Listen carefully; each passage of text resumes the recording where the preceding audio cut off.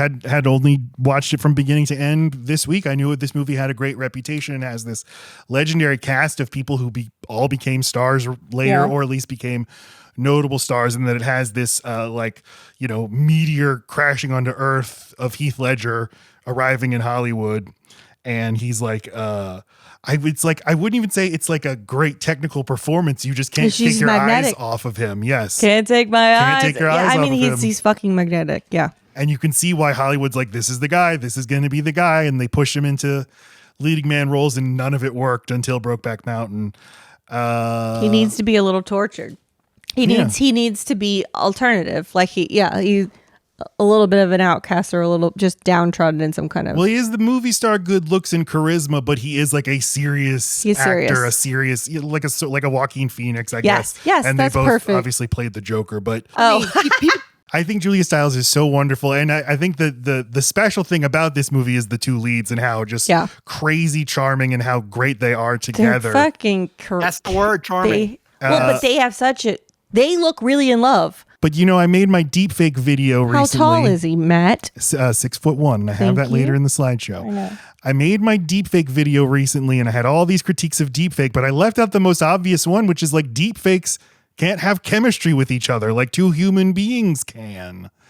And the sum of the sum of Julia Stiles plus Heath Ledger is way greater than the sum of the parts, than how great they are individually. They're making each other better, and we can't stop watching them. Exactly. No, you said something that I put in capitals and underlined 3 times in my notes.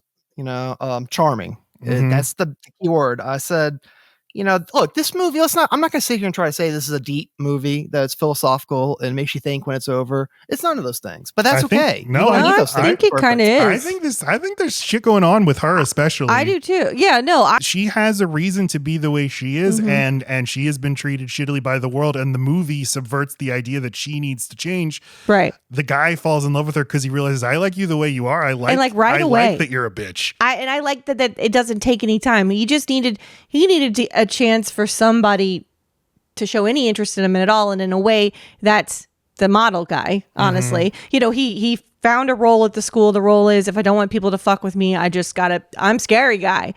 And as soon as he was given the ability to do anything else, he liked what he saw, and he saw something in her that felt, I don't know, real and like himself.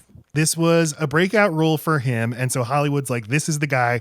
This is the guy of the next generation. He's handsome and a serious actor, but also a movie star, good looks and charisma. So they attempt to put him as a star in movies like A Knight's Tale, The Four Feathers, The Order. It's all unsuccessful. The breakthrough comes with Brokeback Mountain, 2005, gets the Oscar nomination. I think he should have won, but it was like, he's 25 years old at the time. Like he's got a whole life ahead of him. I know that's what sucks, but like Brokeback Mountain is just an incredibly great movie, and I think it's like one of the great performances of the era. His performance in that movie, though I did realize he has to play like either cowboys or jokers to hide his Australian accent.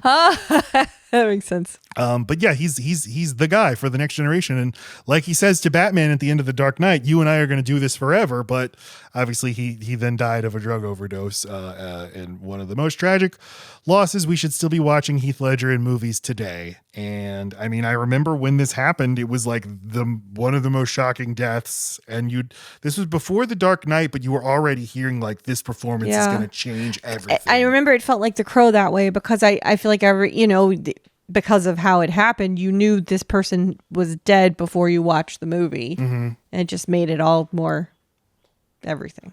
I remember I went to see The Dark Knight in theaters with you, Patrick, but I don't remember, like, how do you feel about... You did? Yeah. About The Dark... He still has his ticket stuff. about that movie or just that performance. No hyperbole. I think it's one of the most astonishing performances I've ever seen. I watch it and I can't... I mean, I guess part of it's the makeup, but I just can't see Heath Ledger. I can't hear him. I can't see him. I can't imagine that's Heath Ledger. And then you tell me that's fucking Heath Ledger. Like, dude, how? How is that? It's just the most transformative performance. It's brilliant in every way. He completely deserved the Oscar, and he is so fucking good. That's true. It does. I could never see Heath Ledger until I watched this movie, and I was like, wait a minute, that's the Joker. Yeah. I think he's got the picture right here. Because he does a bunch of Joker smiles. No, it's just his smile. He just has a very big, it's the most... the most flashy thing on his head. Yeah, and his hair is Joker hair in 10 Things I Hate About You. That's the I way was his hair certain there was a he gets a haircut in the movie to be more acceptable. He's not. No, he's already what she needs.